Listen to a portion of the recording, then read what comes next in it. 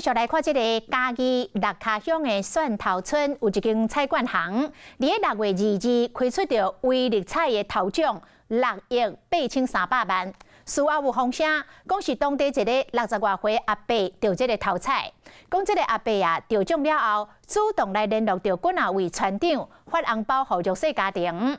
啊，个风声讲，这位阿伯伫个蒜头村是共细厝，得大奖了后，一家伙就搬厝，唔知搬去倒位咯。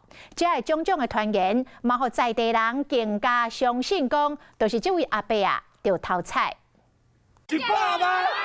得到100万奖金，大家拢欢喜到噗噗跳，大人拢想要得到大奖。啊，那6月22日，为了菜头奖，就开伫咧嘉义县六卡乡蒜头村的这间菜馆行。已经卖出去的啦。店内红布条吊真悬，佮红纸条打开厝间。店内底开出6点80亿头彩，而且佫是一个人得奖。听说中奖的是住在这附近的人吗？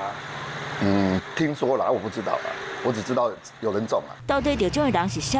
大家敢若知影，敢若就是当地人。这叫人得威力彩6亿几，有影无？有影。敢知讲恁遮什么人？敢有听咧？有在传说什么人安尼？有啦。哎，不确定就对啦。这个消息会伫咧庄内传开，是因为这个人得大奖了后，就拍手发红包。伊都低收2000啦，啊，迄个拄老加迄个。加迄个中低中1000啊！发红包予六卡乡内弱势，亲像这个卖菜阿桑，毛摕到2000块红包礼。很感谢他会分享给人家福气。真正足感谢，嘛希望当碰到一寡福气。都庄头的人咧讲，这个得到1万的人，敢若是一个60多岁阿伯，一家伙仔3代伫咧蒜头村内租厝，生活无讲真好过。不过个开出头彩无偌久，一家伙仔就雄雄搬离开租厝的所在。